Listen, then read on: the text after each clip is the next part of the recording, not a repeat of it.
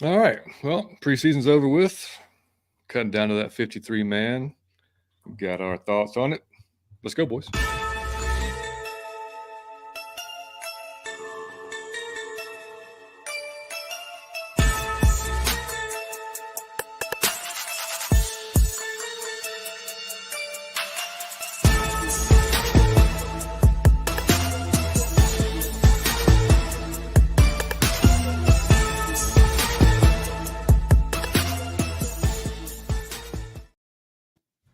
And welcome into episode 121 of Out of Your Falcon Mind, Atlanta Falcons Fancast.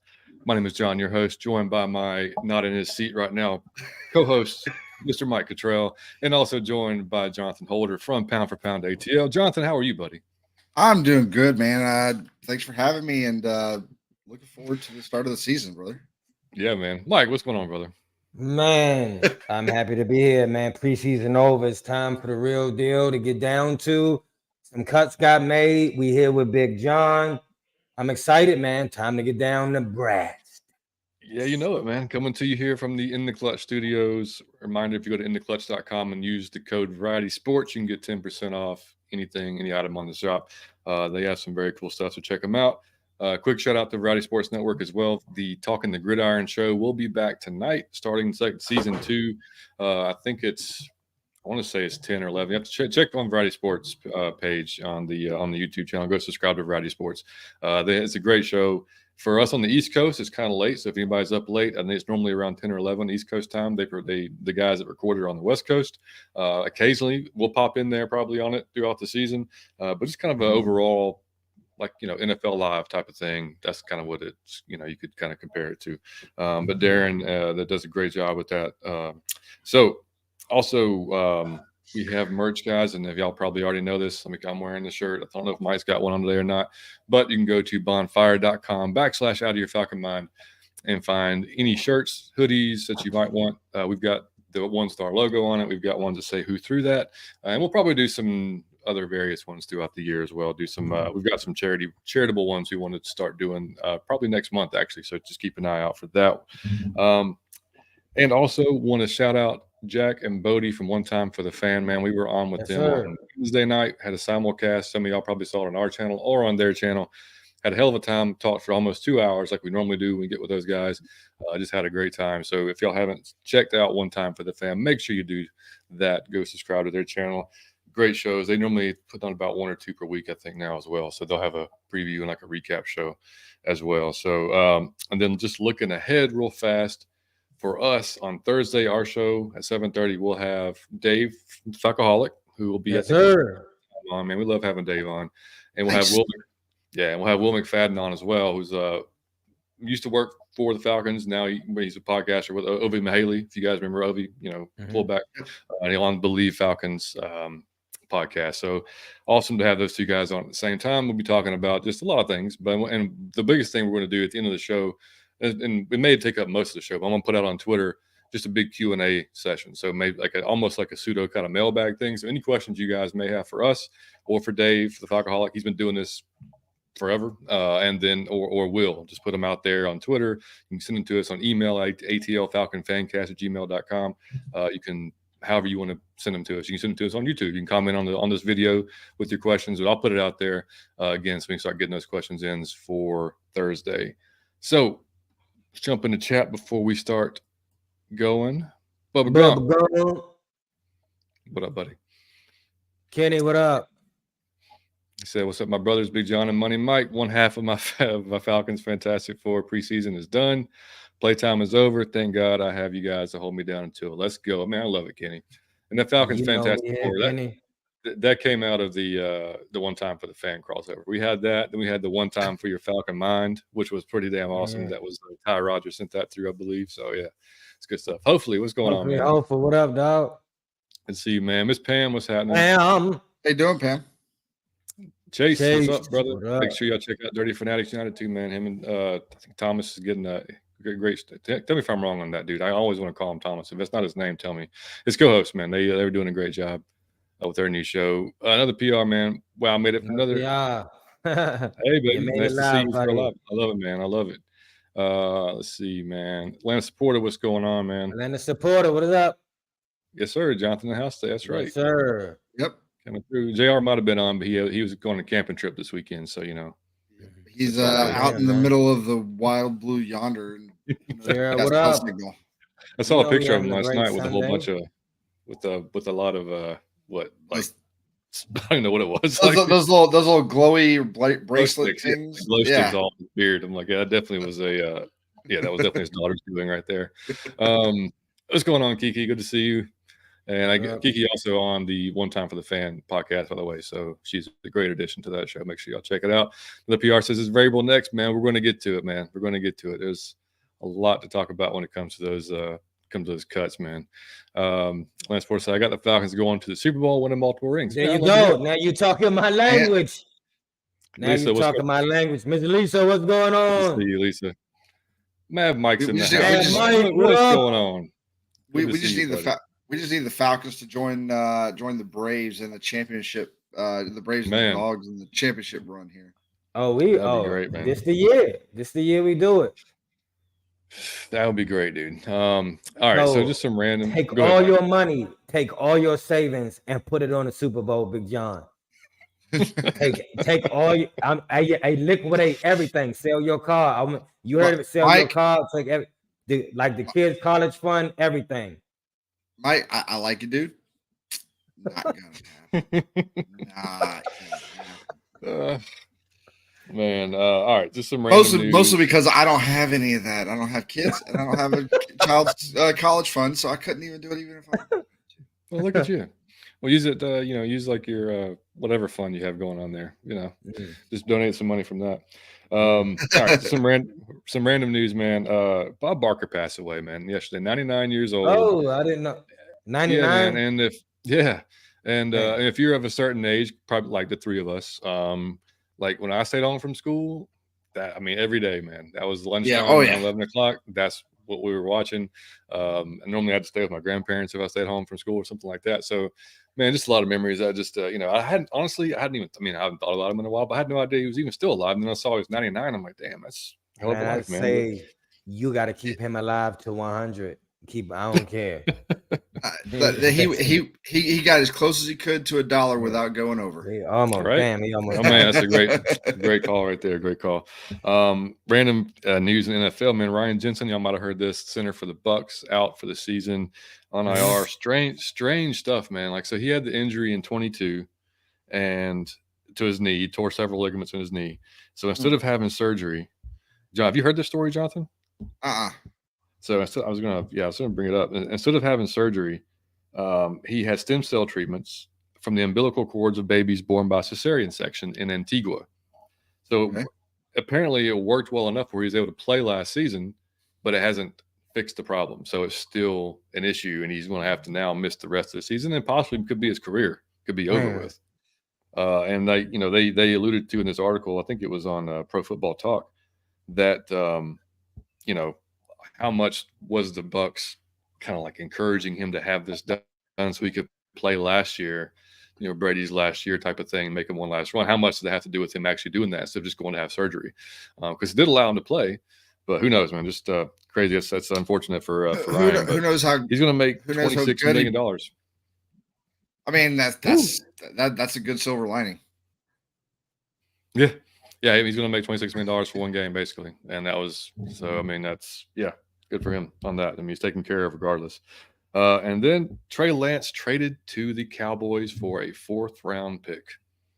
Man, what was your thoughts? It's kind of sad that his value has dropped to a 4th round pick, but good for him. I hope he get used in some way. Dude, I was watching our boys at Fat Boy Fadeaway this morning, their show, and Darren was. He was saying, the only reason Shanahan and Lynch is not getting as much shit as they could be getting right now is because they hit on Purdy. But imagine if they didn't hit on Purdy and they really don't have a quarterback where they're starting Sam Darnold. Now they're trading away the guy they traded 3 first-round picks for and then some, just to get a 4th rounder. Like, well, if Purdy didn't hit, Garoppolo is still the guy. That's my feeling. Right. I think if Purdy doesn't hit like he did last year, and who knows if he can replicate that, But if he doesn't hit last year, Garoppolo is probably not in Las Vegas. Yeah, no, you're right, man. You're right. Yeah, I don't know. I hope. I mean, I don't know what it says if you're Dak too. Like they owe Dak a boatload of money next year. If he doesn't perform up to his level this year, maybe that's them saying, "Hey, Trey, we're going to give you a shot." If he's able to do it. I mean, Shanahan came out and said he felt like he failed Lance, which maybe. Maybe. I mean, he couldn't help him getting hurt, but that's a lot. I mean, they pinpointed him as the guy, man. Like that was the guy who's going to run that offense, and we've talked about it on the show. He didn't have a lot of reps in college, overall. So like going into Shanahan's offense, if you're not really a smart, like quick dude, and I'm not saying he's not, but clearly something didn't click the whole time he was there. Something wasn't, working out for both of them. So, who knows what happens in Dallas, man? I mean, any thoughts on it, Mike? Nah, man. I just I'm ready for us to win the Super Bowl, man. I don't care about nothing else. My first thought was, man, especially once I saw the compensation, I was almost scared to go onto Twitter and see like the Falcon community be like, that's all. Kind of the same deal with Simmons. Isaiah Simmons from a couple days before, where it was like, that kind of thing happened, and it's like people talking about Terry this and Terry, you're asleep at the job, that kind of stuff, and I'm like, you're not going to bring in a Trey Lance here, because all that's going to end up doing is just causing more potential friction and stuff that you don't need. And as soon as Ritter throws a pick, they're gonna be like, let's get Trey Lance in there. Let's see what happens. Yeah. So he can't be any worse. That kind of stuff.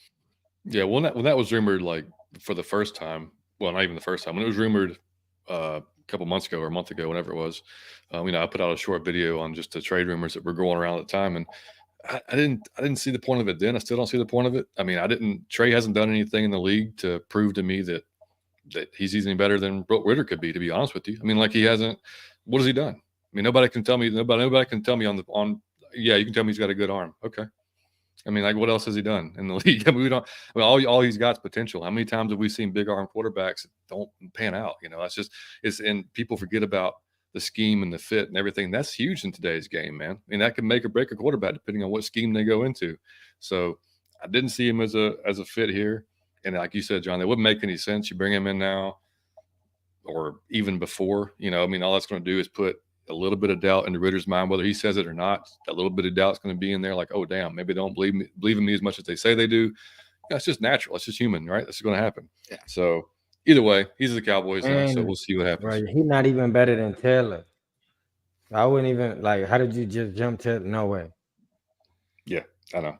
But there's some fans out there that are just, they're going to immediately, because he has the physical attributes, not that he's proved anything with the play on the field, but because the guy's got a cannon for an arm, they're going to go into it like that's all you need.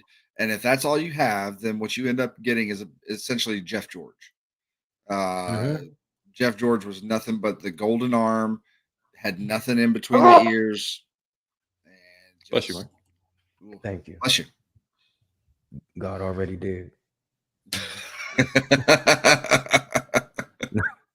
Thank you. Nice job.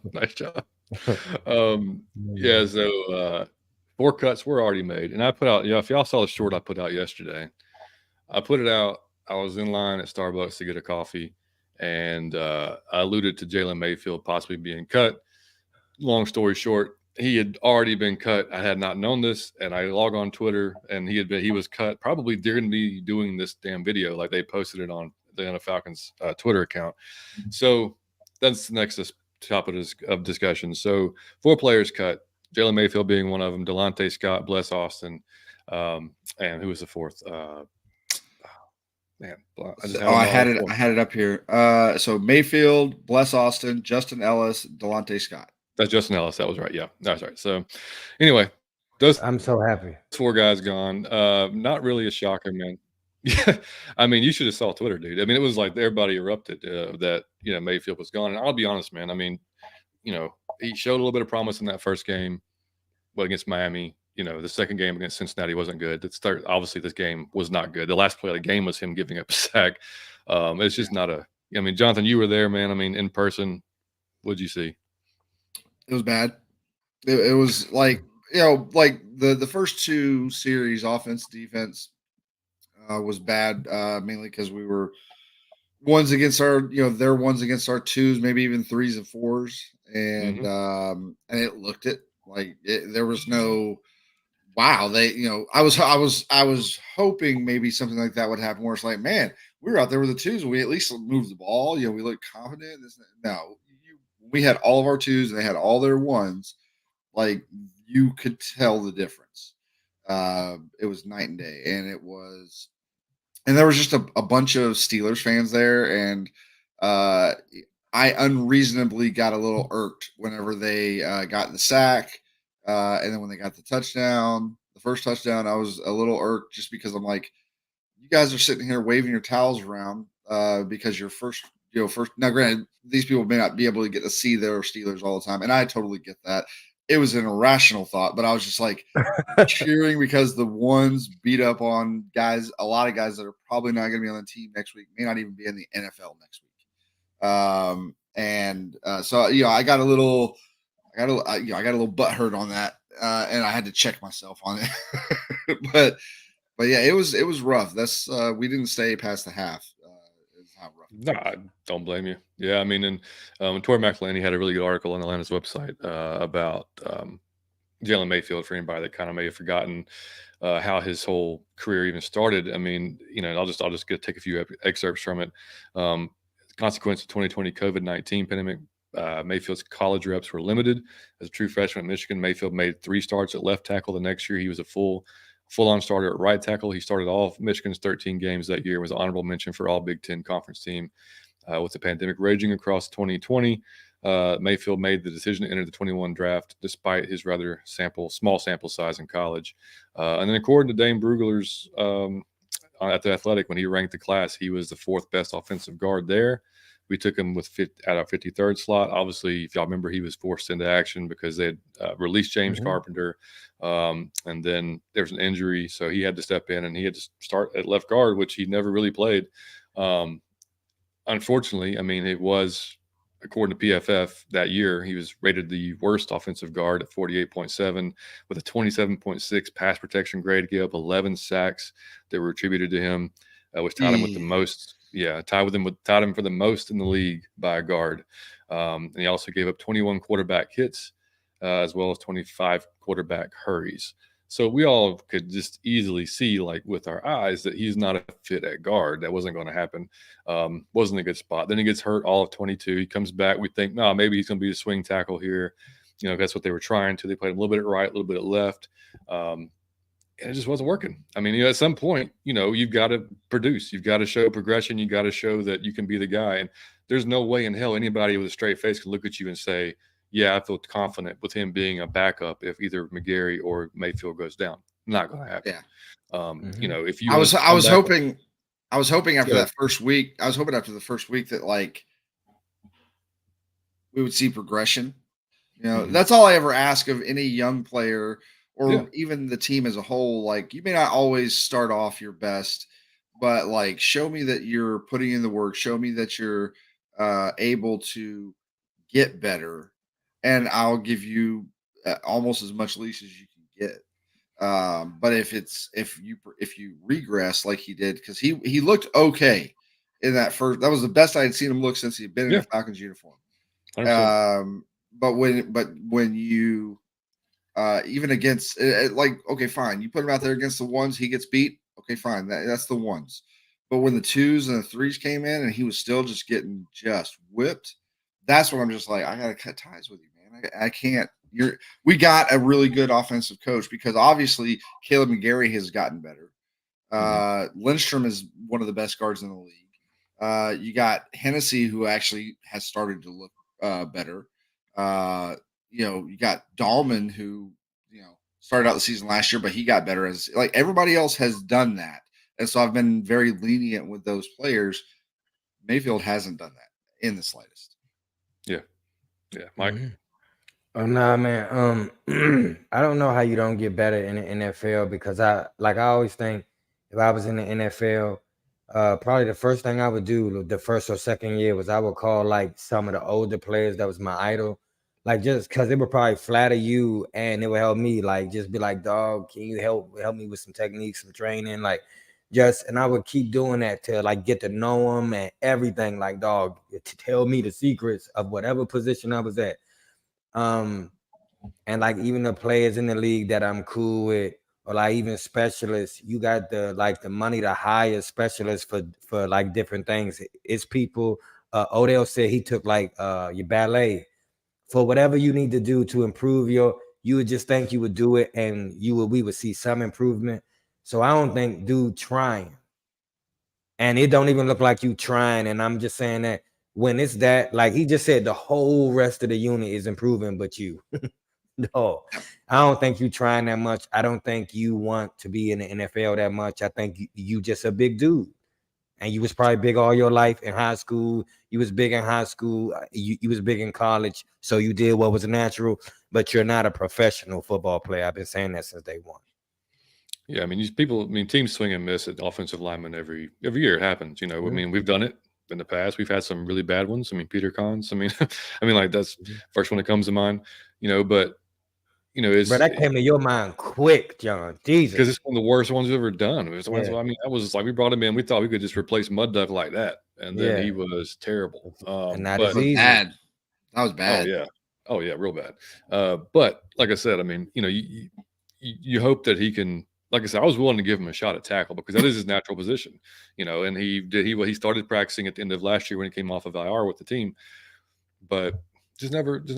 If we're in phase 3 and we're expected to win this year, then you don't get the benefit of getting to hang around to get better.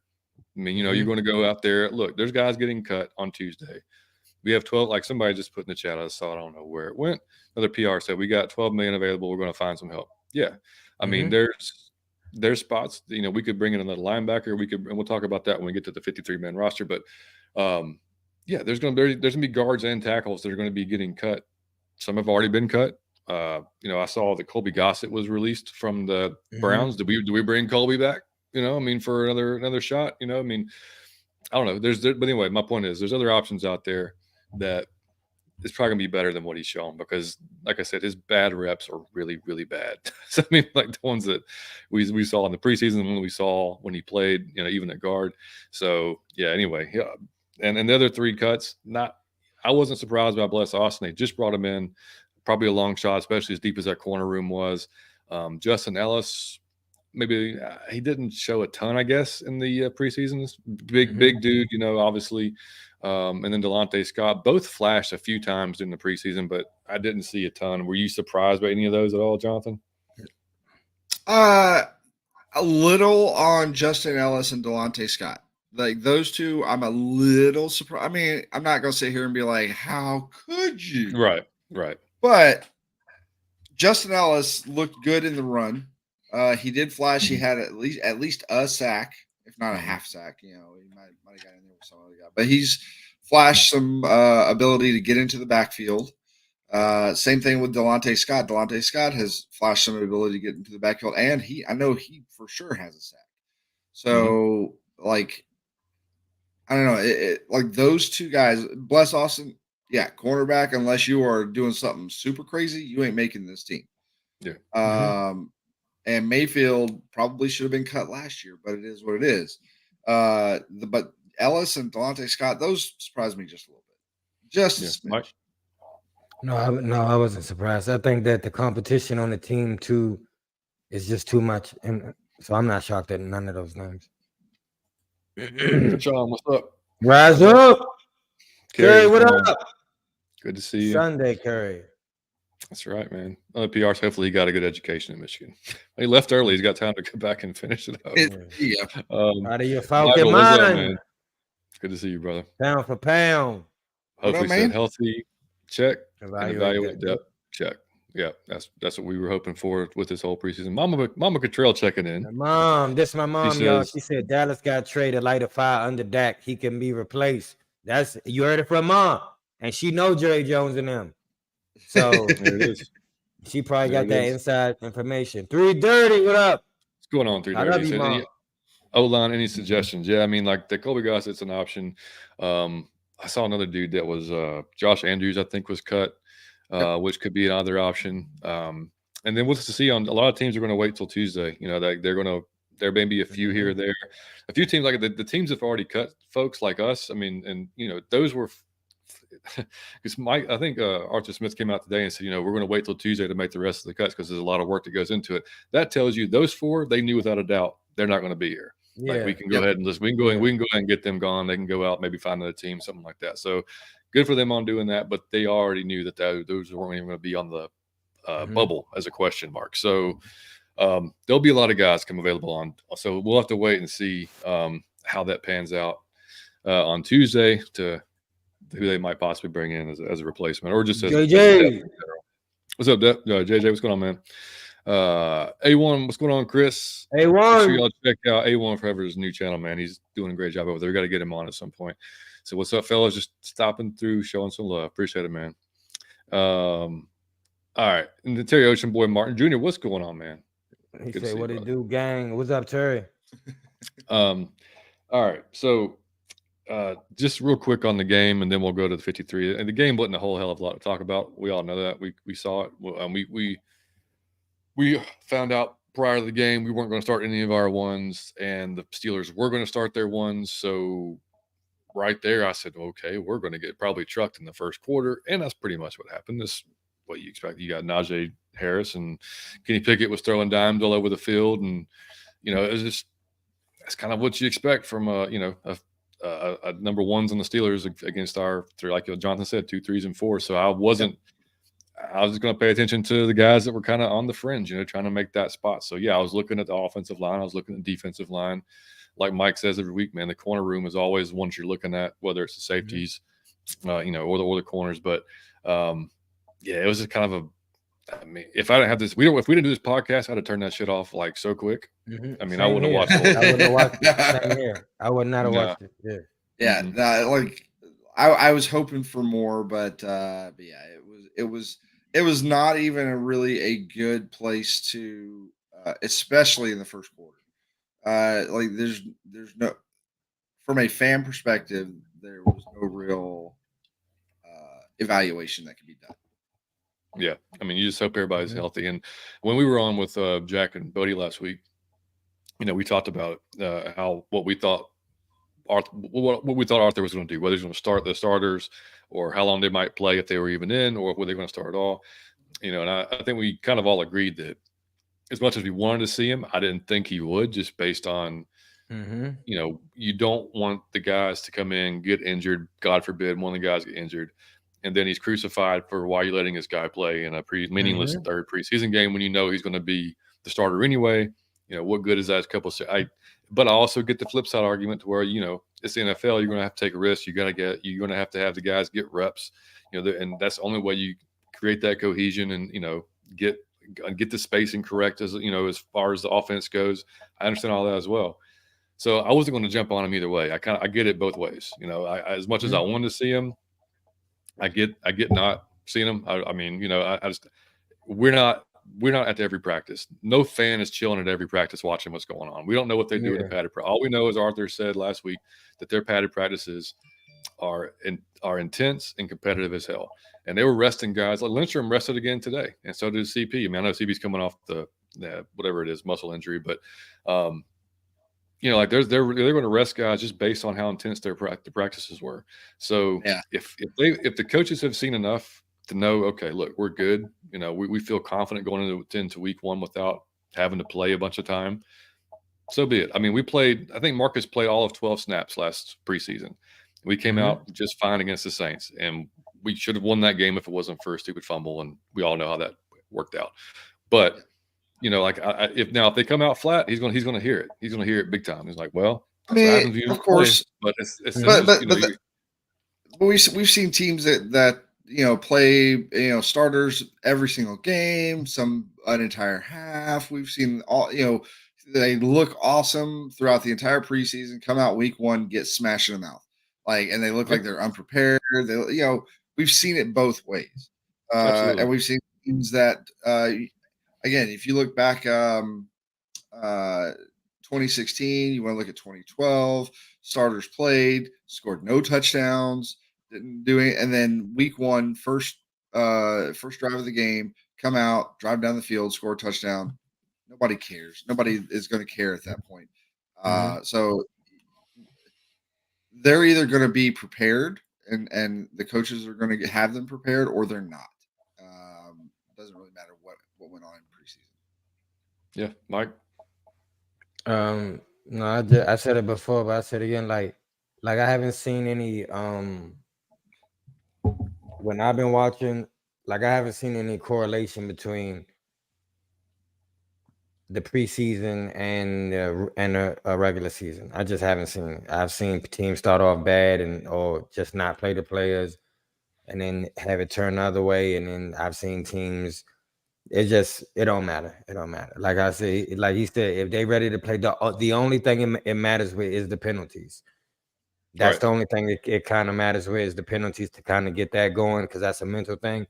But the rest of it is either you prepared or not. It's either you in shape or not. It's time to go now. It's no more like getting in shape, weight room. Do you understand? It's live bullets. It's time to actually play. Week one is afoot. I mean, as ugly as that game was against Cincinnati with all the penalties, I'm almost kind of glad it happened, because it gave Arthur It has a to chance. happen. I'm glad it happened then. Number one, I'm glad it happened then. Yeah. So it gives Arthur a chance to put his foot up everybody's ass and be like, look, this ain't going to cut it. We have to. So guys were running the next day in practice if they were committing pre-snap penalties. I mean, it was like old school, nope, you screwed up. See ya. You're running. Yep. So, I mean, it kind of gave him a chance to really reinforce that, kind of get that mental part of it down. So yeah, I mean, agree with what y'all said. I mean, like somebody alluded to it or said it last week. Pittsburgh played their guys last year. They started 1-4.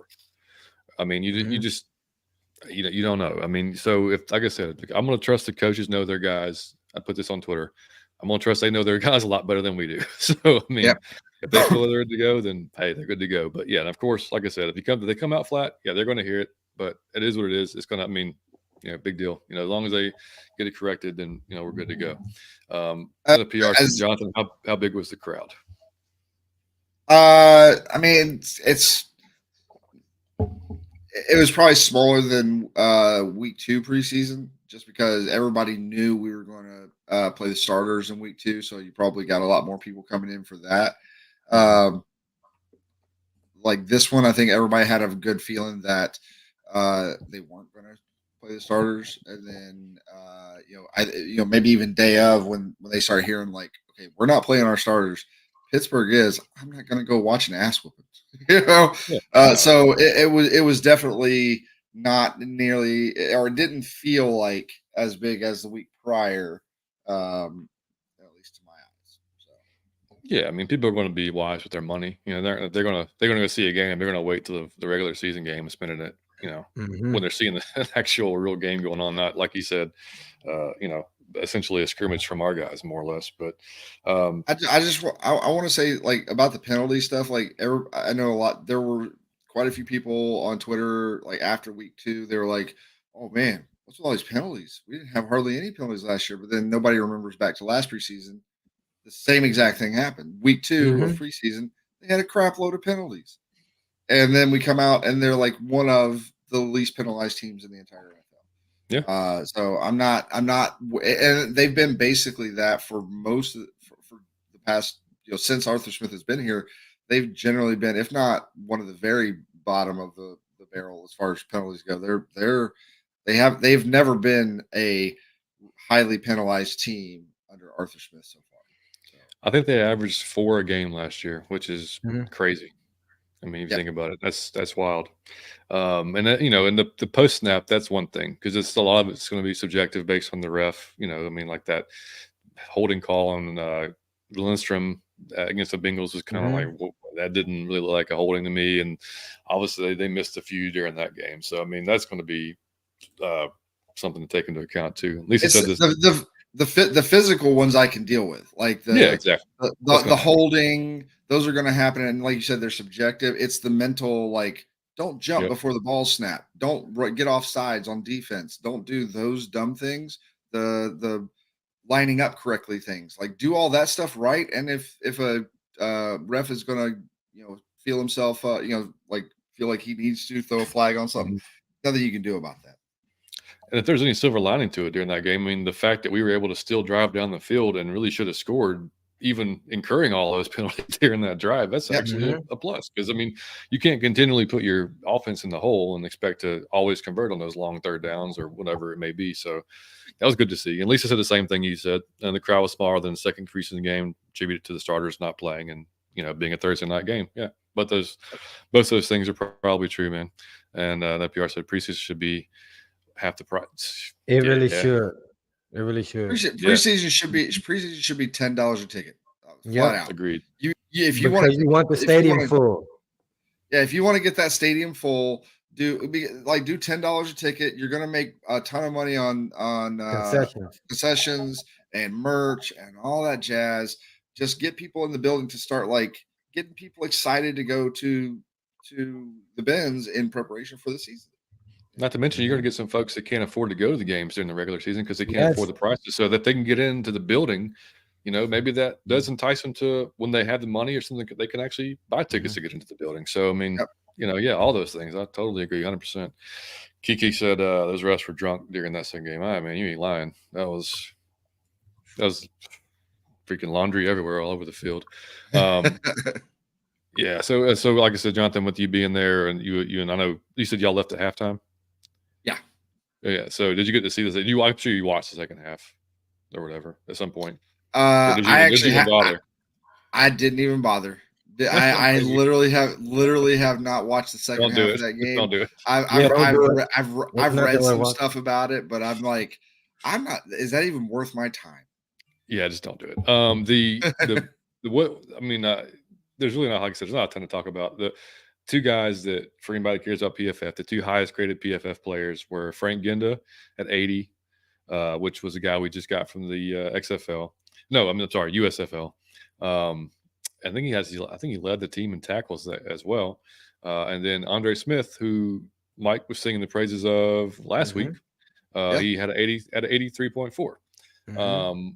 So pass rush was a 66, coverage was a 73, tackling one was 83, rush defense was a 74 for him. So that landed him the highest graded on defense. And then the other three were really just coming. Clifford Chapman only had 6 snaps, Taquan Graham 73, and Micah Abernathy at 73 as well.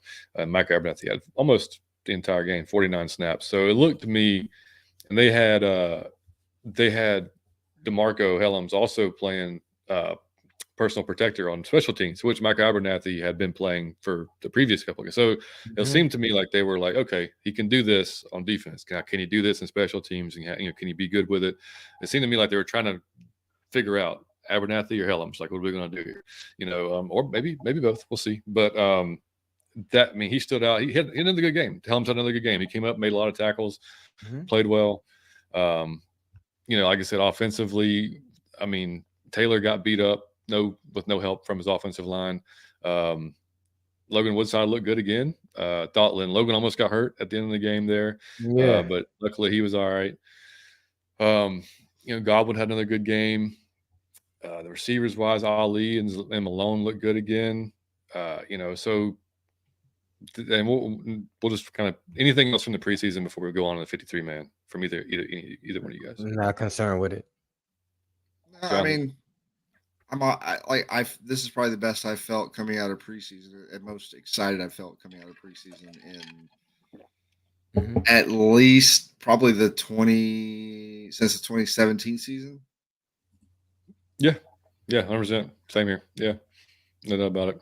All right, so talking about the 53 man, like I said, there's already been a few cuts. I think we're down to 86 now. So, I mean, the obvious ones. Special teams, we know Young Hoku, Liam McCullough, long snapper, Mhm. Bradley Pinion, punter. We know those three. Yeah, that's in there. We know the quarterbacks. It's going to be Taylor and Desmond. Now the question is, did Logan do enough to earn that third spot? And and if y'all don't know, the NFL reinstituted the emergency quarterback, so you can actually carry 3 quarterbacks on the roster, but that third quarterback can only play if the first 2 gets hurt and is or ejected, one of the 2. And if one of the first 2 can come back in, he has to be taken out and put back on the bench. So I think he probably played well enough to make the roster, honestly, but I don't know the benefit. Like I don't know if there's really, because again, like the Brock Purdy situation last year in the playoffs is when both quarterbacks got hurt. That's your only real concern, So I don't know if you're going to use a roster spot for the third QB when you've got some other. I don't know. What do you think?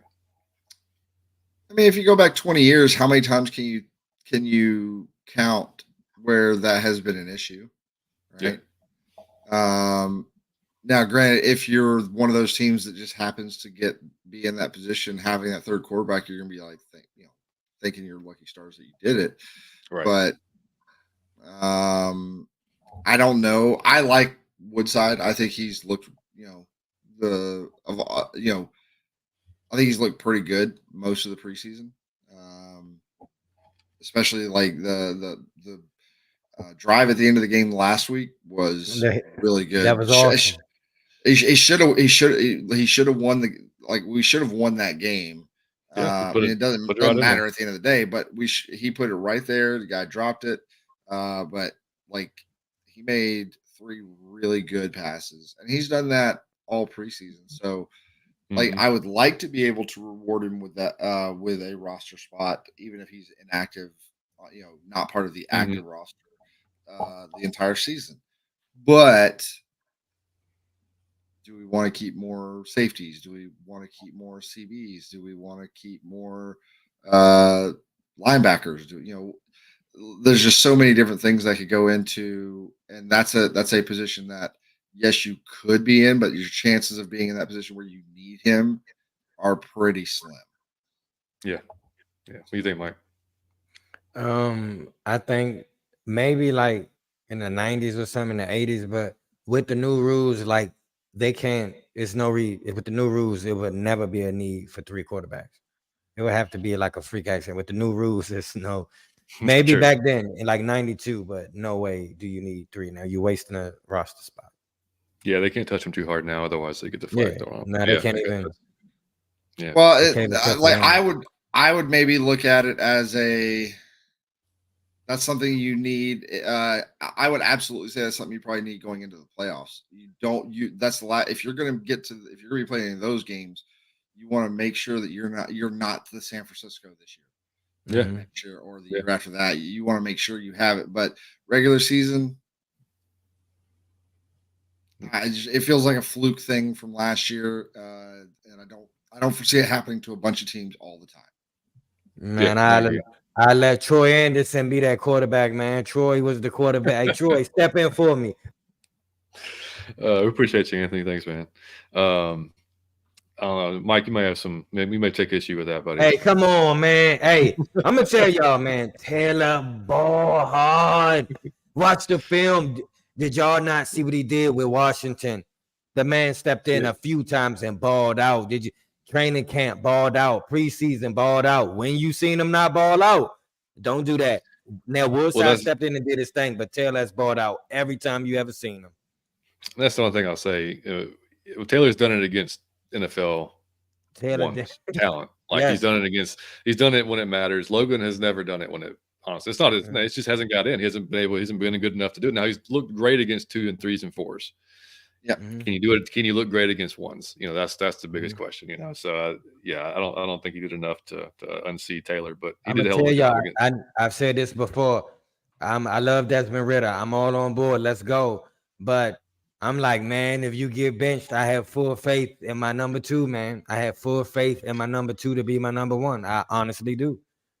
Well, the thing I like about Taylor Heineke is he will, to his detriment sometimes, man will take chances. He will push that ball down the field. Now, if he can somehow harness that to doing it in the right moments instead of just getting frustrated and being like, I'm tired of dinking and dunking. I'm pushing this downfield no matter what. And I think that's what gets him into trouble. I think that's got a lot of quarterbacks into trouble, is not being patient enough. But man, like last year, whether it was against us, whether it was against other teams, it didn't matter. Like he goes out there and he's gonna lay it out on the line. He will throw it up there and give his guys a chance to get it, or at least try to give his guys a chance to get it. And we'll see. And the PRC Carolina better have one like that third quarterback. Yeah, that's a good one. Hey, the offensive, I will say the offensive line looked better in the third game, but they had a really low bar because they looked terrible in the first two. So they did look a little better, but yeah, I'm still not sold on those guys yet either. Who did they play in the third one?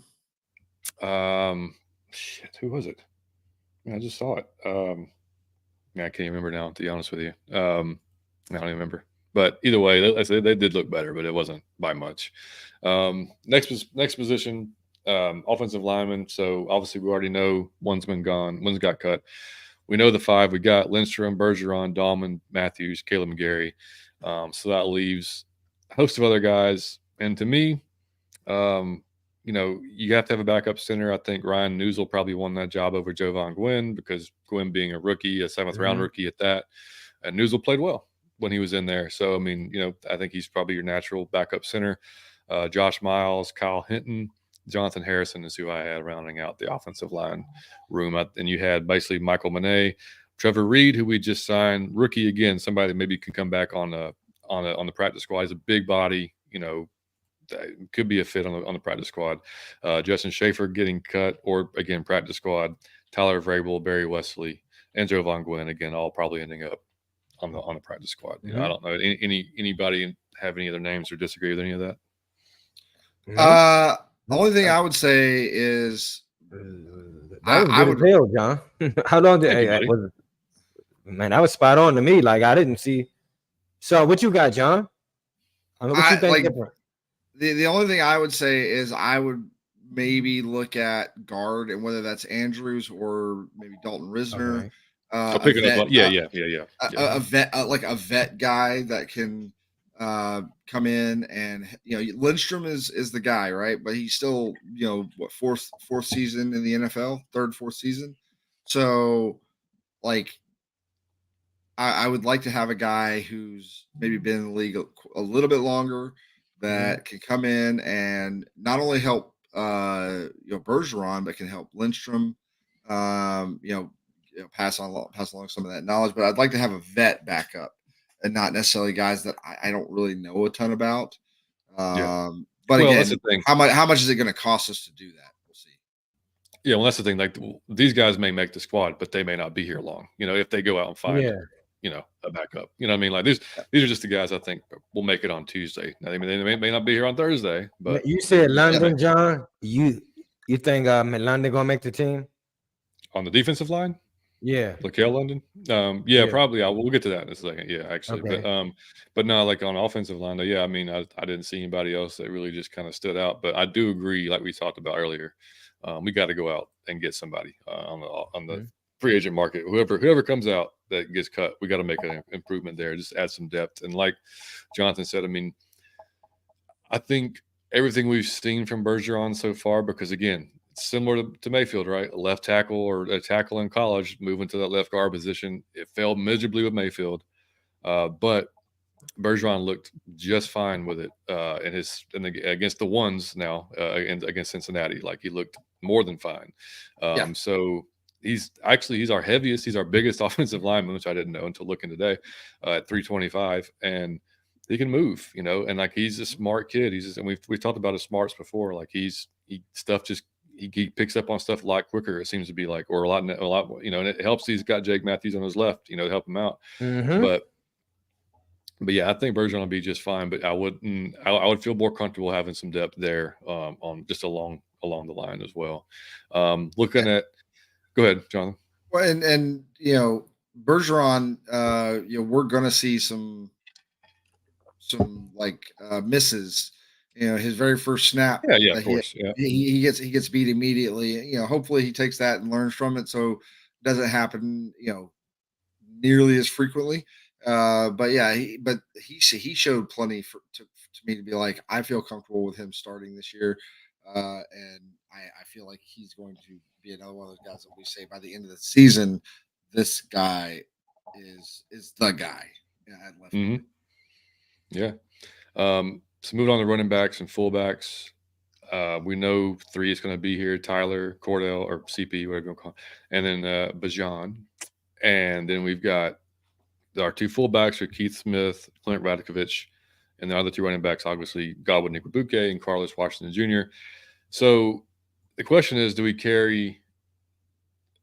bring back? I think you bring back Keith Smith because he's not only kind of very crucial part of the run game, but he also huge on special teams. I think he's a hell of a tackler on special teams.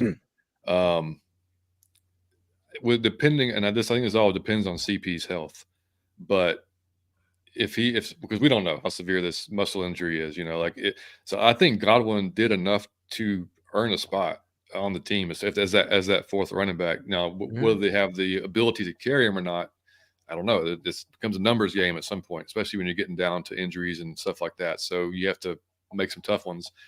I didn't have him on the 53 that I did, and it was only because of carrying basically Keith Smith and then the 3 that we knew we had. That could change again based on other injuries, but I could definitely see him having a spot. If nobody picks him up on waivers, I could definitely see him coming back to the practice squad because he showed out. He showed some good signs, some good running ability there in the event that CP happens to go down and we need that 3rd running back. Any thoughts? No, I agree. I just hate that for CP, man, because that's my man. You want him to get in there and take his piece of the meal, but hopefully he'll be back soon enough. Yeah, man. But I think we got it covered. Like I said, how the Bijan pick looking now, like I think we got it covered with Bijan and Tyler and even Ritter's legs. I think we got it covered with the short passing game. I think we got it. I think that the cool part about this is when somebody does, just say, God forbid, just say Kyle Pitts get injured now or Tyler Algier get injured now. Like, it's not like, oh God, it's over. Exactly. Like, like people can get injured now and we can be patient with getting them back because we got it covered. Agree. Jonathan, any thoughts on the running backs? If CP can't start the season, I think Ikwebuike makes it for the simple fact that I think that he not only is a 3rd running back in that scenario, he is your kick returner. Yeah. Yep. So I think, and he may make the squad just on that, just to take, whether or not CP likes it or not. But that's one less thing for him to take any extra damage, running those kicks back for as little as that actually happens these days. But yeah, like Carlos Washington, I like him, but he's basically Tyler, just not as good. He's just, or maybe he is if you put him behind the ones. We don't know. That's another thing. We haven't seen either one of those guys, Godwin or Carlos. We haven't seen either one of those guys behind the ones. So you put them behind the best offensive line we've got. Do they look even better? Don't know. But if I'm looking at it from a roster construction perspective, I haven't seen anything where Carlos Washington has stood out in special teams. I have seen Ikwebuike back there returning kicks, done pretty well doing it. And he hasn't coughed up the ball, running those kicks back. So if he can give you that added benefit of a backup kickoff guy in case CP can't go, I think he makes the roster in that scenario. Yeah, and Washington did have that fumble last week, and the one inside the red zone the one opportunity we had to score, really, he fumbled it away. So yeah, that was bad timing for him. But yeah, I mean, I totally agree. Depending on the kind of hinges on CP's health, whether or not he makes it on the 53 coming up or not. Tish said, is Scotty Miller, Justin Schaefer, Jalen Hawkins going to be surprise cuts? Don't say that about Jalen Hawkins, man. Don't you say that, Tish. Nah, Jalen gonna make that Mike's team. Man. Yeah, so Justin Schaefer, I did have Schaefer getting cut from the off. That was just mine on the offensive line, but we'll see. And Scotty Miller going into that goes to Texas into wide receivers. So Drake, Mack, Kadero Hodge. I got Scotty making it just based on experience alone and what he's going to have, what he's going to what he can the traits he has to bring to the offense. We know what he can do. We know he can take the top off. We know, and we've seen it. He just hasn't. They haven't connected with it. They just haven't gotten. Exactly. So I think he'll still make it. That fifth spot is what we've talked about all preseason. Who's going to take that fifth spot? And it sucks because Penny got hurt, right? Penny Hart got hurt. And but I do think as long as, and it was just a concussion now, hopefully it's nothing severe, nothing long lasting. I do think with Penny's ability to return punts and she's kind of being, have more uses than just being wide receiver. I think he can make that fifth spot. I'm not super confident on that as at all. I mean, I think it could easily be Josh Ali. Freaking Arcega Whiteside looked good. Another big guy, another big receiver. Zay Malone had some good spots and some not so good spots. Big drop. We just talked about the one with Logan Woodside had that. Should have been a touchdown against Cincinnati. So that's just. I think Elon Harris gets cut. I think Slade Bolden gets cut. But yeah, I think it could be a toss up between Penny Hart, Josh Ali, and Arcega Whiteside. To be honest, but I see him carrying those five. I don't know, Jonathan. Anybody? I think they carry six. Do you? Yeah, I think they'll carry six. I think I'm looking at the 53-man projection on AtlantaFalcons.com. And the first four, same as yours: Drake, Mack, Kadero, Scotty Miller. Then they have JJ, or Whiteside's on there, and Josh Ali. I think Whiteside makes it, and then I think that last spot it could be Ali, could be Zay Malone. Zay Malone is a guy that maybe gives you a little bit more speed. Whereas Josh Ali's much more of that big body that they tend to like to have. Yeah, and I didn't mention either. I mean, this similar to CP, that Kadero Hodge got injured, right? And so we don't know with that ankle, that could again open another spot for wide receiver as well. But so yeah, Mike, what you think, buddy? Man, I don't think that Ali and Whiteside make it. I think that, man, I just got a feeling he's gonna spend some money. I got a feeling he's gonna spend some money. And I'm not saying gonna get a star now, but you're going I don't think that they really sure about any of those dudes, man. None of those dudes are like even a dude that I'd be like, he is solid. Every time. It's always kind of like, for a backup kind of. I don't think they want that. So I don't think those guys are gonna make it. I think he's gonna spend a little bit of money. Yeah, I mean, we're talking about somebody that's not going to see the field a lot. In a perfect world, as long as people are healthy, you're not going to see the field a whole lot. See, I think he want to have somebody just reliable. If somebody, but I like Malone. I think he come in, he kind of brings something that nobody else bring. He's fast, dude. Like I said, he ran a 4.3 on his pro day. I mean, he can scoot. So I mean, and I think having a second speedster, between him and Scotty Miller. I could absolutely see it because you got plenty of other big bodies. You got Drake, you got Mack, you got Kadero Hodge, and if you bring Whiteside in, all four of those guys are big dudes. And then you got Scotty Miller, the little scrappy white dude, and then Zay Malone would be like a second speed, burner kind of guy out there. Agreed. And then tight ends. Moving on to tight ends, I've got Jonnu Smith, Kyle Pitts, of course. And then it gets, I said a few weeks ago I thought Parker Hesse could be a surprise cut because we saw him with the 2s and 3s. And I mean, I know he's, last year, big part of the run game, right? I mean, he's almost like another lineman, right? He's out there just blowing people up, second level, third level. So jokingly said that, but I don't really know, to be honest with you. I mean, they've got, I thought, look, McCole Pruitt, we was on our squad last year, and he got cut. We brought him back during the year, but he got cut. He didn't make the 53. He showed obviously good connection with Desmond at the end of last season when he was in. John Fitzpatrick, I thought, played well. But Fitzpatrick's not necessarily a great pass catcher, but he's definitely, again, kind of like Parker, another offensive lineman almost. He's a big blocking, old school blocking tight end who may catch one or here or there. Big body dude. So like, if you need to help him, if you need to throw one up for him, he can probably catch it. But so I've got Jonnu, Kyle, Parker, Hesse, even though I was joking about it. And I could go either way. I could go Fitzpatrick or McCole Pruitt, just depending on how they want to do it. But I see it either way. I don't think Tucker Fisk makes the squad. I think that's the odd man out. But I don't know. Any thoughts on that on those guys? I like Pruitt. He proved himself to me last season. He proved himself to me. He stepped in and played excellent. So I'll be a fan of his. I do want him on the squad. Jonathan? Kyle Pitts, Jonnu Smith.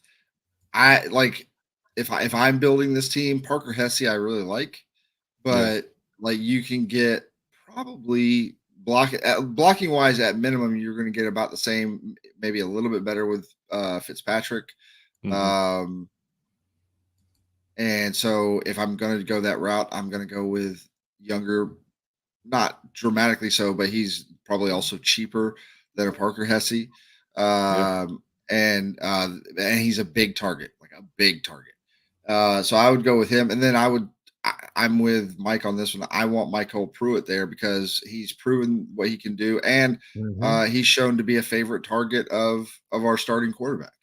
As a guy that you could definitely be out there because you put him out there when you got the Drakes and the Max and the Jonnu Smith and the Kyle Pitts, you get all those Cordell Patterson, Bajan, you get all those guys out there, and if he's out there with them, he's absolutely that guy that can get lost in the shuffle and be a really good safety blanket for a guy like Ritter to a play that looks like it's maybe destined to fail, pull a little rabbit out of his hat, get a 5, 6, 7 yards or whatever, and it's not a loss on the play. So you can see a lot of big plays from him just because everybody forgets about him because they're so focused on the other weapons. So I like McCole Pruitt to make the squad because if nothing else, you didn't really see him a ton in the preseason. Yeah, he didn't. Whether we're talking about game 3 or any other game, we didn't really see him out there a ton unless the ones were out there. So like that just tells me that they like what they have with him. They like the chemistry that's got between him and Ritter. So, Pitts, Smith, Pruitt, Fitzpatrick, and we'll roll with those guys. Yeah, it makes more sense. I mean, because like you said, Fitzpatrick and Hesse are almost kind of similar, like too similar as far as one's just a little bigger than the other guy and a little bit younger. So having both of them wouldn't make a ton of sense overall. But I can see that going that way. Yeah, for sure. I'm gonna just tell you what mean a lot to me is like reliability. Remember Zacchaeus? I'm not saying he was no excellent player, but one thing about it, he didn't drop that ball when it was thrown. It was sometimes we needed him to catch it, and I feel like he came through in the clutch. And I felt like that about Pruitt last year. It was sometimes where I was like, man, this whole and he just came through in the clutch a few times with some good. So I think that got to be rewarded. That has to be rewarded when you do that. So he made a fan out of me. Come on, Kira, don't say that. Jalen making that team. Man, what y'all doing, man? Don't speak on my man like that. Jay Black said, what's up, guys? I hope you're having a great day. You're damn right. Rise up. Yeah, Bubba Gumps and Fitzpatrick's probably the odd man out of that tight ends. Yeah, I mean, he could be, man. He could be. P4P, what's going on? Oh, really? I was reading it. Said P4P and out of your Falcon mind. Yes, sir. You know it. And Bubba Gump said Pruitt played well on pitch. Man. Yeah, he was, like I said, he's one of the biggest targets for Dez. All right, moving on to the defensive side of the ball and the D-line. Easy ones: Calais Campbell, Grady Jarrett, David Onyemata, Zach Harrison. There's 4. I've got Taquan Graham. I've got did I say Onyemata? I did, right? Yep. Yeah. I've got Taquan Graham. I've got Timmy Horn. And then this last one I went back and forth on. And I'll be honest, the only reason I picked him was because he played really well in games 2 and 3. I got Laquel London making the squad over Joe Gaziano, basically, was the other guy that I was trying to between. I was between Gaziano and Laquel London, and I could. I'm not in the building. Gaziano could be the guy for them, but just based on the play that I saw on the field, I thought London did a pretty damn good job that second and third game. So And then of the guys that leaves out Carlos Davis, Gaziano, Damone Harris, Albert Huggins, and Kavion Patton, who I didn't even know was on the squad. So, anybody else have thoughts on that defensive line? Man, I love Gaziano. I really do. But London, I think if you look at the preseason, just again, you want to see who's making strides, who's showing growth. I think London did that. He even did it kind of last game. So you got to go with the high hand. So I think he's the one who's going to steal that spot. Sorry, Joe. They're both 280 pounds. Yeah. London's got 1 year in the league. Gaziano's got 4 years in the league. That's what I'm saying. Like it's so similar. I gotta go with like the younger hot hand. Yeah, Jonathan. I liked what I saw of London. I think that's definitely a guy that if he doesn't make the squad, they're going to try to get him back on the practice squad. Mm-hmm. But I really like Albert Huggins. So I definitely see him making it. I think we're probably gonna carry 8 defensive linemen. So I could see us keeping Huggins, Gaziano, Timmy Horn outside of the top 5. Like the ones we know for sure are not going anywhere. I saw some people say something about like surprise cut be Taquan Graham. I'm like, I don't see that. No. They're going to give him a little bit more of a leash to get back from injury, I think. And so yeah, but again, anytime we've seen Taquan Graham, by and large, unless we're talking about the one drive against the Cincinnati Bengals, he's been out there with the twos. And so when you put him out there with the twos, that means he's the guy, right? He's the best of the twos that we probably got. But again, now you're working with lesser talent around you. You stick him on the line with Grady Jarrett, Onyemata, Calais Campbell, then I think he becomes much more of a factor than if you have him out there as being the guy. So. Yeah, I can see that too. Yeah, and it's organic, man. He said, I think if we're going to make moves on the wire, so even if London makes the 53, he'll get cut and brought back on the practice squad. Yeah, it's possible. Okay. It's possible. Yeah, I mean, you never know, man. Yeah, I could see us carrying 8. It just depends, man. It's like I said, it's all going to come down to a numbers game at the end of it, and they have to see, what position they really need in that extra body at. And at linebacker, interior linebacker, easy Troy Anderson, Caden Ellis, we know. And then I've got Nate. I think Nate Landman was pretty much an easy pick too. Landman was in there making plays pretty much all preseason. You could see the progression he's made. This one was tough. I like Mike Jones Jr. a lot as far as what we saw from him. I think I like him for a practice squad. I don't think he did enough to jump onto the 53 yet. So if we could bring him back on the practice squad, that'd be great. So then it comes down to Tay Davis, Andre Smith, and Frank Ginda. And Ginda only had the one game under his, not his fault, but he got signed and he had one game. Now he showed out in that one game. He did great. So again, they may say like, man, this guy really showed me something. He's got it, and they keep him around. Don't know. Or it could be another practice squad guy. So then it's Tay Davis or Andre Smith. Andre Smith had a great preseason. Tay Davis, good preseason, brings you a lot in special teams. So I went with Tay Davis, although I'm totally fine if they go Andre Smith, because I was looking at based on what, I'm sure Andre could probably play some special teams too. You have to explain this to me, John. You have to explain this to me. Like, how did you go against the man? He done been on fire all preseason. Like, why would you do that? Just the special teams aspect of it, because I mean they have to look at. I mean he did a lot of special teams at Cleveland. Solid tackler. You don't want either one of those guys in coverages. They weren't very good in coverage. Yes. Neither one of them, but they're both good tacklers. So one's just a little bit more experienced than the other. If they think that if they think that Andre Smith is the dude, hey, I'm good with it. But I mean because he definitely showed it on film during the game. So I'm all right with it, but that was the only ones I kind of, like I said, I hope Mike Jones and I hope Frank Ginda end up on the practice squad, because I think it was good. It was cool to see Ginda in the one game just kind of get after it and do his thing. Yeah. But who knows? Yeah, Mike. I agree with you. I just need Andre Smith. I think he earned it. Again, I just think that has to be rewarded. And like I said, the whole thing with us now is that fire. I think so. He showed it this preseason. So I just want to see where it go. I'm. It's not even that I'm totally satisfied with him as an end product now, but he's kind of showing ferocity. I want to see where that go with him. He's standing out with that.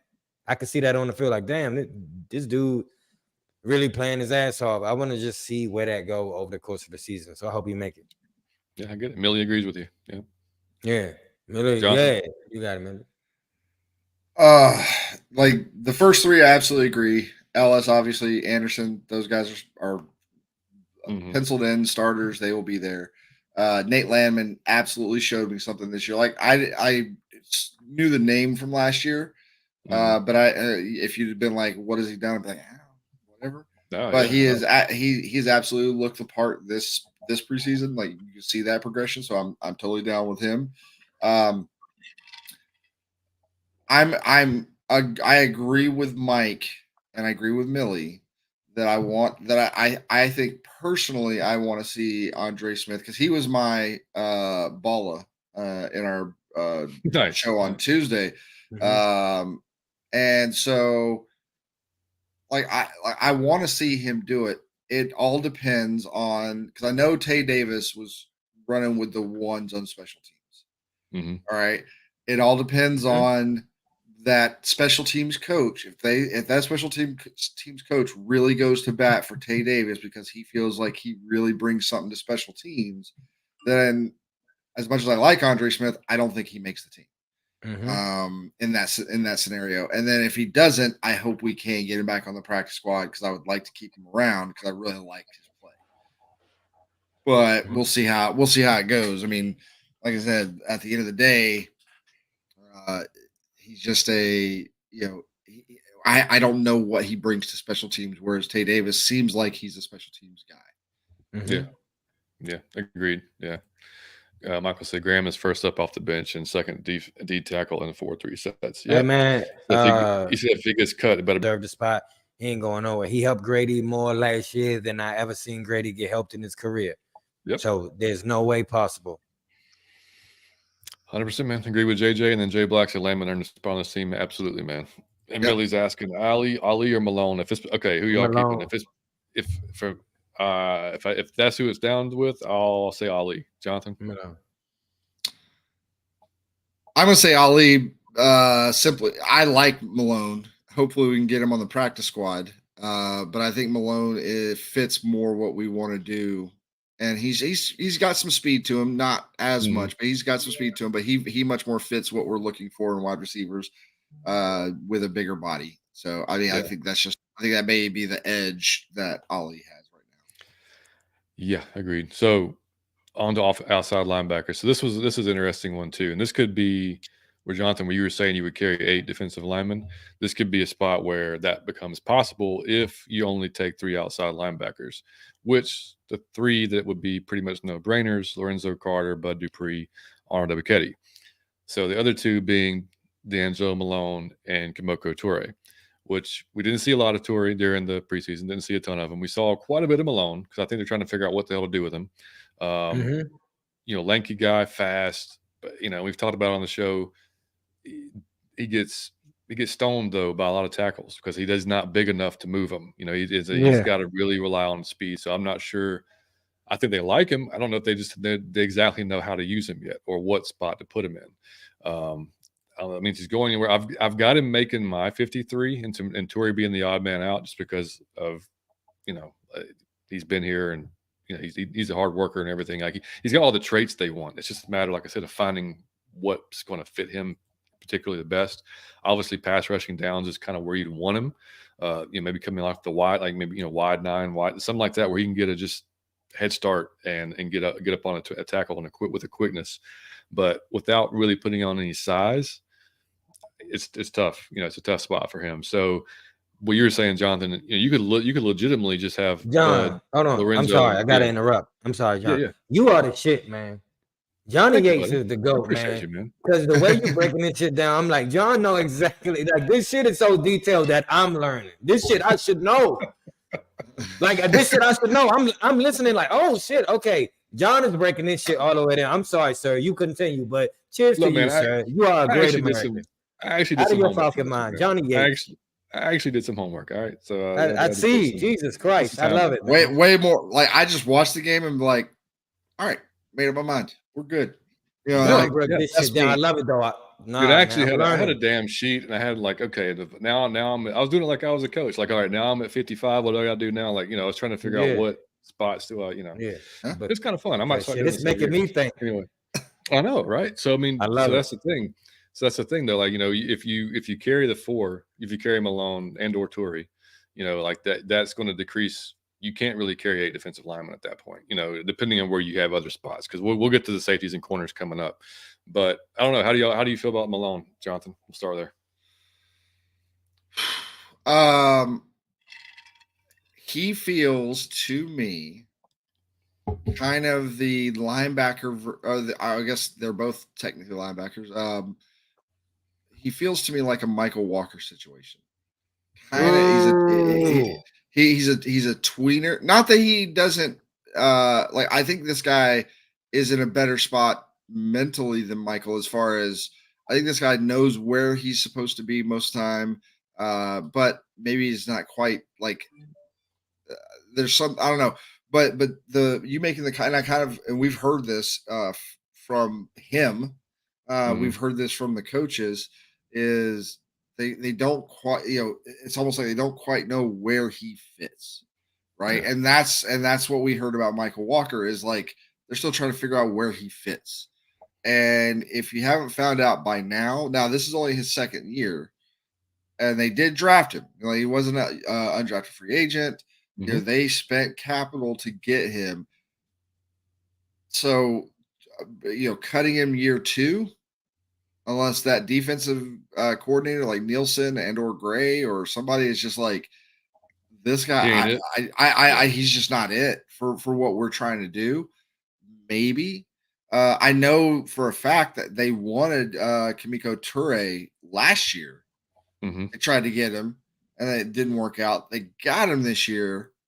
So they've wanted for 2 years, even across defensive changes like that. So that makes me believe they really want him. So we'll see how that pans out. Yeah, and he flashed when he had the opportunities at Indianapolis. He looked good. It was just that he didn't get many opportunities. That was the thing. Yeah. Mike, what do you think, man? You keep him alone, or is this going to be it for him? Man, I think, man, I'm gonna be honest about that. I think that with Nielsen and Gray, I believe that they're gonna. I think that you're gonna have to have a specific thing that you do that they want to use you for, and it depends on which one of them is in the exact specific thing. Like he do this one thing when we do this. It depends on something specific with them, because I really do think those two dudes together are gonna be geniuses. But I think that you have to be really good at something. So it depends on the specific thing that they want them to do. And I don't know what that is yet. I don't think we've seen it yet. Yeah, that's the thing. It's gonna be interesting to see, man. Because I what Jonathan said's true. They've wanted Torrey now for a few years, so now they got him, and and he definitely fits. He's got that prototypical size, especially for like Nielsen's typical defensive end type, outside linebacker type of guy. So we'll see, man. I don't even know. Mac Town, what's going on, man? Mac Town, good to see you. What's going on, Mac? Hey, appreciate that, Jay Black. Doing some work, buddy. Doing some work. Jamal, what's up, man? Good to see you. Jamal, what up? All right, so almost done. Safeties, easy ones. Jesse Bate, Richie Grant. That's your 2 starting safeties right there. Yep. And I've got Mike. I've got your boy making the team. Jalen Hawkins had a good. He had a good camp, man. He had a good camp, and I don't think they're gonna. He's should be your backup behind Jesse Bates whenever he's not in there. I would think, but I thought Jalen did well, and I got my boy DeMarco Helms, man. I don't think you can let him go. I don't think if you let him hit, if you cut him, he's going to be picked up. There's no way he's going to be coming back to the practice squad if you let go of him. So And I think Chris Jameson brought up a few shows ago on the chat with us. He said he thought that we carry 5 safeties. I was a little iffy on that. It's possible. I think it'd be more possible if we didn't have injuries in the cornerback room.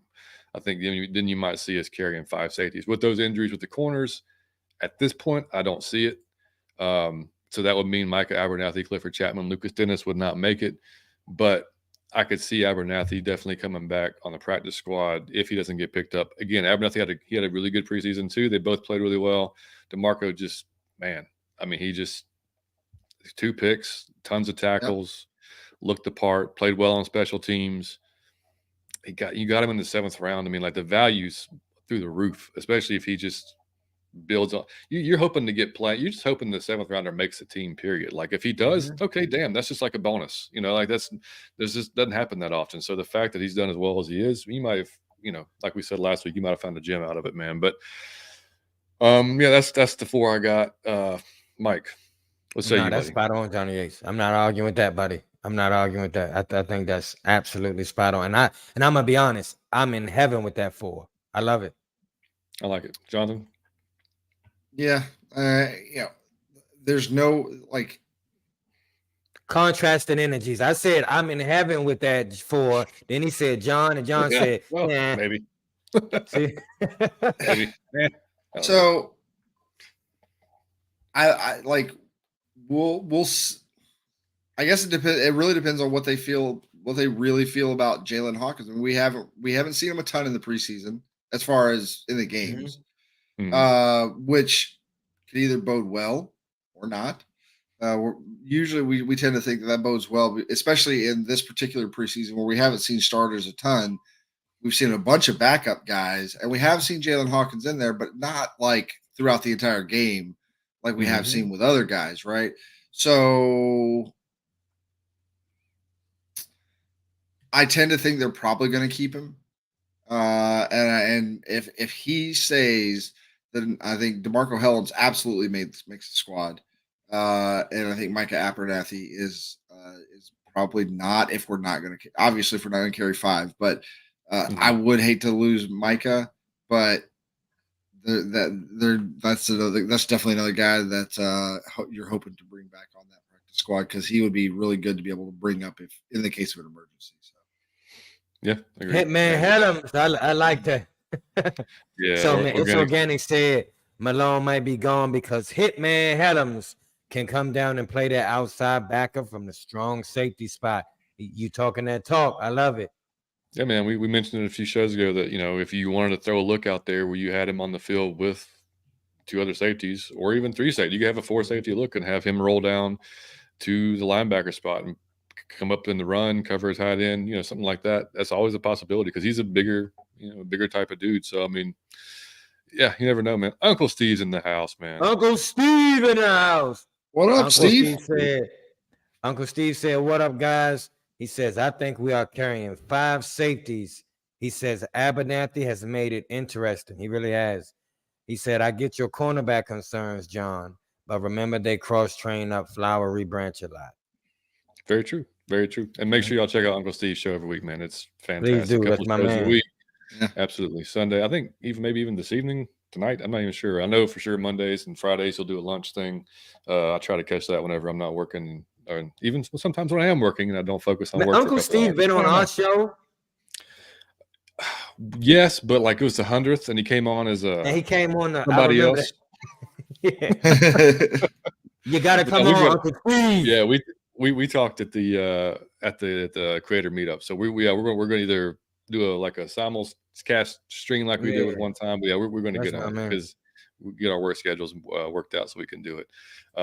3 Dirty said has a delayed roster rule cut hurt the process. I don't know, man. I think the coaches may like it. It gives them a little bit of time to really assess and not have to rush to judgment, I guess. I mean, What do you think, Jonathan? Yeah. I mean, I think it's helped out in the preseason just being able to, because if it was still under the old way, we would have made cuts last week. And if we make the kind of cuts that you would have had to make before, then there's a good chance you would have seen more starters play. In a scenario where I think right now they don't want to if anybody on the offensive line wasn't going to be able to go, whether it was Lindstrom or Dahlman, because they were held out in the lead up to this game, in those scenarios, if either one of those guys doesn't play, then you're not going to play any. You're not going to just plug somebody in and put Ritter behind him. You're going to put Ritter behind your best guys. So, but if you're in a limited roster scenario, then you may end up having to put guys back there that you don't necessarily want to. So I like that. And also, it feels like you get it all. It's almost like ripping off a Band-Aid for the guys, right? I made it past the first one. I still got to make it past the second one. Yeah. Now it's just go balls to the wall to the end of preseason and let the chips fall where they may. I make it or I don't, and I know it all in one day. Perfectly laid out. Mike, you agree, man? Yep, fully agree. Yeah, said it really well. Hey, it's organic. Just subscribe to the channel. Appreciate that, buddy. Really appreciate it. Thank you, buddy. And make sure y'all. I didn't say it for during the show, but make sure y'all subscribe if you haven't yet. On our way to like 9 million. That's right. we like know the video. That's right, damn it. Like the video. We always, the likes always help us reach more Falcons fans. We appreciate that always, man. All right. And lastly, the cornerback room, which obviously we've talked about all preseason long. So AJ Terrell, Jeff Okudah, Trey Flowers, Clark Phillips, Mike Hughes, D. Alford. Those were the locks for me. Then it came down to, do we carry extra guy based on the injury to Okudah and Mike Hughes? We don't know how long Okudah's going to be out. I mean, Art said he still feels good about early in the season, which is great. We don't know if that's week 1. We don't know if that's week 4. We just know early in the season. Don't know much about Mike Hughes. Have y'all heard anything about Mike Hughes other than just kind of been Nope. hush out either? Yeah, so no. So I think he's maybe a candidate for IR. Maybe. I mean, I know we're paying him a pretty penny. We're paying him more than we would have paid Isaiah Oliver to come in here and do essentially the same job. So you said something, Johnny Yates. So I don't know. I don't know what's going to happen there. But I would assume he makes a team based on that. So that would mean that, like I said, at least one last spot. And just because he's had a good preseason and he played when asked last year when he's putting bad spots, other than the Cincinnati game, which again, I don't think he should have been up against those type of guys. But Cornell Armstrong, I've got making the squad just because, again, he had a good preseason. That leaves out Breon Borders, Natron Brooks, and Darren Hall. And I thought Natron Brooks and Breon Borders had good camps. I thought they looked good. I thought they had good moments during the preseason.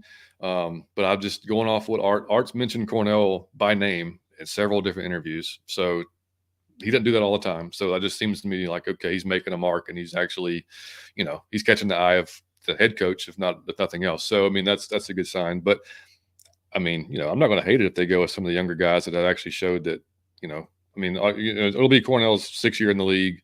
Breon Borders will be his 6th year in the league. Natron Brooks is a rookie from Southern Miss. So, if they want to go with a young kid, okay. I mean, that's, again, you're using him as a sixth safety. He's got to have a great teacher in Jerry Gray, Steve Jackson. He's going to have great vets back there to learn from. So I'm okay with that. But that's that argument where you could, again, if you carry a fifth safety, then you possibly, again, like Uncle Steve was saying, cross-training guys, it's just what do you like better? That's all that is. Which one you like better. So, Mike, corners, what you think? John, who are the top 4 corners for us? So AJ is number 1, Okudah be 2. Fine, I think obviously Trey Flowers is going to be backing up Okudah until he's back, I believe, at least. And then I would think D. Alford has done more than enough to show his worth on, I mean, being that nickel back or even being an outside if he needs to be. I think Clark Phillips is going to be there. He's draft pick, looked great or good. They already said, like, Arthur Smith came out and said, I think it was maybe today or yesterday or a couple days ago or something like that. He's like, we feel like we got the best cornerback in the draft. He's not going anywhere. Nope. Can I tell you something, man? I feel over the moon about our top 4 or 5 cornerbacks. I have faith in every last one of them, and I'm gonna be honest. I can't even recall a team that I remember that. Now that is because I've studied the Falcons. That's because of that. But I don't recall that ever, and I remember like that's a dope feeling. I got faith in the first 4 or 5 cornerbacks we got. That if somebody get hurt, they can all play.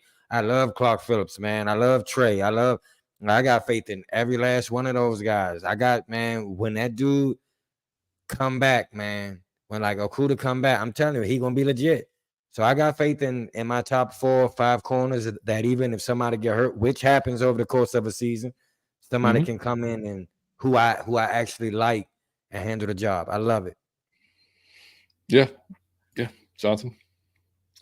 I think if we just talk about no injuries, what have you, I think AJ Terrell, Jeff Okuda, D. Alford, those are your starting 3. Mike Hughes, Trey Flowers, Clark Phillips, I think are your backups. However, if Mike Hughes has to go on IR to start the season potentially, I think Breon Borders is the guy that gets kept at least until Hughes comes back. And if Okuda, if he's got to go on IR, which I don't think he does. I think everything we've heard from him feels like it's week 1, 2, 3, something like that. So. Yeah, and Borders is suspended the first 2 games too, if he makes it. Oh, that's right. Yeah. So that could be another. That could be a practice squad situation. Even if they plan on keeping him, that could be like, hey, you can't play the first 2 games anyway, unless they get a roster exemption, which I don't know if they do for suspended players or not. To be honest, I don't know. I've not like sometimes a lot of times with that kind of stuff. I find out about it when it's reported. And they're like, "Oh, this is the reason why." I'm like, good to know. And then I totally forget about it the next time it happens. Like, what did they do last time? I know. So yeah, I mean, I can see that. I mean, I don't know. I just don't. I'm with Mike, dude. I mean, I don't. I've got confidence in those guys. I mean, Trey, he had a pretty good preseason backing up, Okuda. I mean, and he's a bigger, longer, lankier guy who's going to be able to, get physical with some of those receivers. I got no issue with it, man. I got no issue with it. It's going to be interesting, man. That safety and corner room and the tight end room, how they number that, how they really pick apart who's going to be, that's going to be really interesting to say the least. And then again, we talked about with Malone, that defensive, outside linebacker position, Torrey Malone. There's some spots that are going to be not so set in stone that, we were kind of wondering about. But either way, it's going to be Tuesday's going to be, I don't know even why I plan on working Tuesday, because it's going to be, I'm going to be looking at Twitter all day long, and y'all are going to have a ridiculously good show Tuesday night to talk about it. I'm telling you. We were talking about that all the way home from the game. We're like, so Tuesday we're going to do, and we're going to have the roster's going to have to be pared down before our show, so we'll have everything. So we're like, yes. Jay Black, Clark Phillips did play in that game. I will tell you in a second. Damn, I just saw him. I was going to tell you how many snaps he had. I thought he did. Did he not? I don't know. I wasn't seeing things. Yeah, okay. Yeah, he was at 49 snaps. Yeah. So he was in there quite a lot at corner. Well, I think probably because of his injury. They want to get him some extra reps because of his injury, actually. Yeah, because he missed that, he didn't play at all the second game, right? So, yeah. And then Jay Black said, Mike, I have faith our DBs are top quality from front to back. Yes, sir, Jay Black. Love it. Yeah. Maggie T, what's going on? Good to see you. Maggie T. So, yeah, man. So that was it, guys. That's our roster predictions, at least. So I'm sure, like I said, y'all tune in to Pound for Pound on Tuesday when Jonathan and JR break down who actually is on the roster. And, Matt Ryan is the emergency quarterback. Come on, man. Hey, did you hear? Did you hear Matty on the Detroit game? He did good. He did a hell of a job, man, in the box. I didn't hear. Hey, he did good. I'm gonna tell you. I think he got a great personality for that. He gonna do well.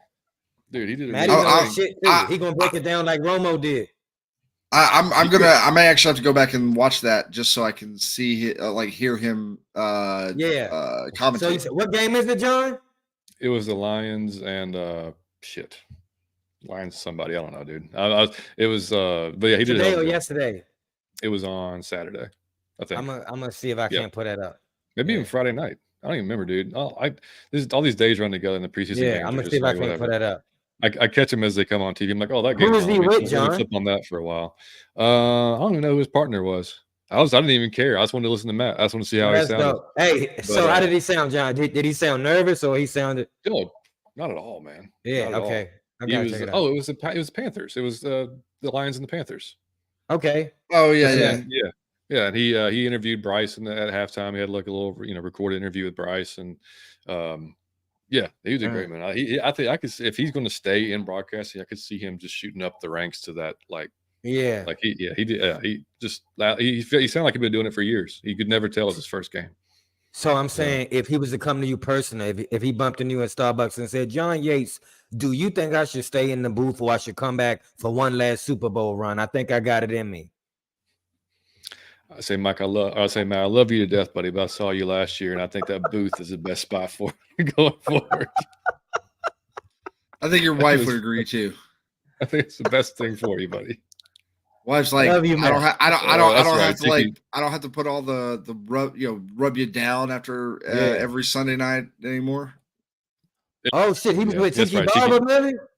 Yeah, Oh, that's dope. Yeah. 2 former players. That's good. Yeah, it was good, man. Yeah, so like I said, it's gonna be a fun week, man. Then we've got not too long. We got the Panthers coming up, so on week 1. So again, man, we'll have a preview show that week. But like I said, this week on Thursday, Falcoholic Will McFadden will be by on Thursday, and we'll have a hell of a show with them. And like I said at the beginning of the show, if you weren't in, post questions, either comment on this video with questions or tweet us or whatever, and I'll put stuff out on Twitter as well. It'll be kind of like half the show will be like a Q&A or like a mailbag type thing for us and for them. So if there's anything, like I said, Dave at the Falcoholic's been doing this for years. So anything you want to ask him, hit it up. Same thing with Will. Will's been doing this a long time. So either way, man, we'll look for it. It's going to be a fun show. But Mike, you got anything else before we close the thing down, man? No, man. I'm just excited, man. I'm ready to go. Man, everybody that rocked with us during the slow season, thank you, man. Because I do feel like even with me, I was going through something, so it was a little slow on the TikToks and everything like that. And we didn't have a whole lot of news sometimes. And thank you for everybody that stuck with us. And I don't know how we grew the channel in the summer. I can't even explain that to you, but we did. So thank you. But now it's time to ramp up the TikToks, to ramp up the content, to ramp up the YouTube, to ramp up the shorts, to ramp up the skits. It's all coming back to you. I'm excited. I couldn't be more excited. And I'm ready to rock and roll out of your Falcon mind. Thank you. Yes, sir. Jonathan, man, anything you got before we get out of here? Man, just it's been crazy. Like this time last year, I wasn't doing anything like this. Yeah. I was just watching, the games. I was, looking at Twitter. Nobody was paying attention to anything I had to say. And it's been a crazy, last few months. I guess since December last year, towards the end of the season, is where I stepped in over at Pound for Pound, and it's been an awesome ride. And all the fans out there that get on our show, come and hang with us and chop it up, man. And meeting you guys, having the creator meetup was an awesome thing.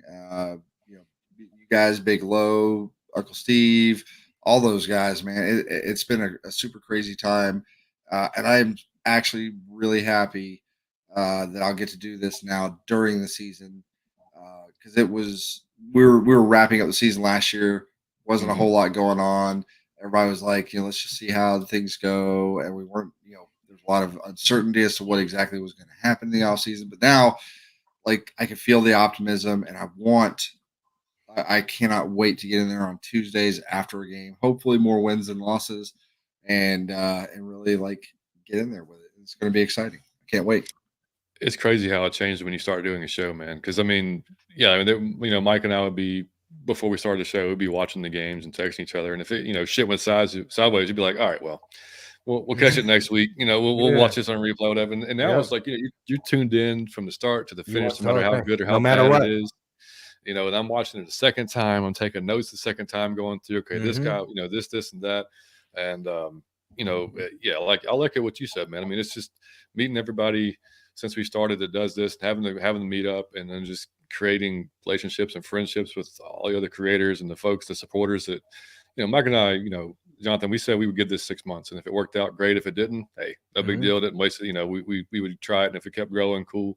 You know, it's just kept growing, man. It's been so, you know, I'm glad everybody likes it. It seems to like it. You know, we just want to keep growing, and because I'm telling you, man, during the season, it's so much fun, man. Because you got, especially you get to break down the game coming up, you know, and then obviously the recaps, whether it's good or bad, you're still gonna have fun with it, you know. And people want to vent. You know, when it's a bad performance, they want to get in there and vent to you. They might, you know, some folks that I know, like last year, you know, they didn't even have, like, they're the only person in their family that's a fan, so they can't even talk to anybody. So they wait for the shows to come on, so they get on there and just go ape shit in the chat, and that's great. You know, whatever we can provide, man. That's we just have a good time with it on our end. So we just appreciate, you know. Yeah, like Mike said, y'all tuning in during the summer. It's about to get real now, though. We're going to have, like I said, preview shows every Thursday at 7:30, unless there's an issue on our end. But that should be you can just lock that into your calendar. And then the postseason or the post game shows will be either on Sundays, like I've said before, after my kids' baseball games, if I can get it in there, depending on how long he plays during that day after the games. If not, Monday, Tuesday. It'll definitely be one of those days, and we're going to definitely not do it the same time as Pound for Pound, or try to overlap with some other shows, because I like to watch Pound for Pound myself. I don't want to do this, be recording the same time they are, and so, you know. Plus, we don't. I know a lot of our viewers watch both the channels, so I don't want to be pulling from you, and I'm sure I don't want you guys, since y'all have got 40,000 people watching you, pulling from us. If that little number up there ever showed 40,000, I'd probably just be like, "Oh, you're done. You're retiring. That's it. That's it. This is my last show. I'm going out on top." That's right. That's it. Going out on top. But that's right, man. But Jonathan, we appreciate you coming on, man, and always yes, sir. And anytime with us, and anytime you and JR want us, man, let's let us know. We'll come on there. Yes, sir. Anytime, absolutely. Man. It's organic. Appreciate you, man. Appreciate you coming by and subscribing. Hopefully. Thank you. Hopefully, coming by, man. Always appreciate the support, man. It's a great show, guys. Thanks for the effort you put into the shows. Thank you, man, buddy. We have a blast with it. Much appreciated. He said, just ready to rock this passion. I love it. I know. And for y'all that don't know, if we're 4-0, Mike and I are rocking the stash. The beard's going to go. Yes, sir. So I'm not sure how that's going to look yet, but I've already said it, so I got to follow through with it. So there you go. And I'm going to be so happy. I'd never say that, because my wife would never let me live it down. That's the thing. Like, I don't even, unless she's watched anything, and unless she's watching now, she has no idea. So this could go really bad if it doesn't work out well. So pray that it works out really well. I pray that I can actually rock it and not look creepy. That's my whole goal. Right. That is a challenge. I know, that's the thing. So I'm really hoping that it works out either way. But I love to be 4-0. I love for that to be the problem that we're worried about. Let's put it that way. So anyway, guys, also make sure, like I said, check out Variety Sports Network. Talking the Gridiron back tonight. Again, 10 or 11 p.m. our time. Just check out Variety Sports Network on YouTube. Hit the subscribe button there. They allow a lot of great shows, not just football. They have baseball, basketball, wrestling, I think even. So a lot of different shows on there. You can check it out. Again, for us, of course, you can subscribe here, like the video for us. Much appreciated. If you're listening to us on iTunes and Spotify, I said it on last week's show with the one time, but we went over 9,000 audio downloads, which is really cool that you guys are still listening to us, even after we switched over mainly to a YouTube type of show. So really cool that you guys are still listening to us. Drop us a 5-star review on iTunes, Spotify, so we can keep growing on those platforms. And that's it, boys. I got nothing left to say. You'll have a great show on Tuesday, Jonathan, and kill it. And Mike, buddy, we'll be back on Thursday to talk some more. Yes, sir. That's all. Out of your Falcon mind. Peace.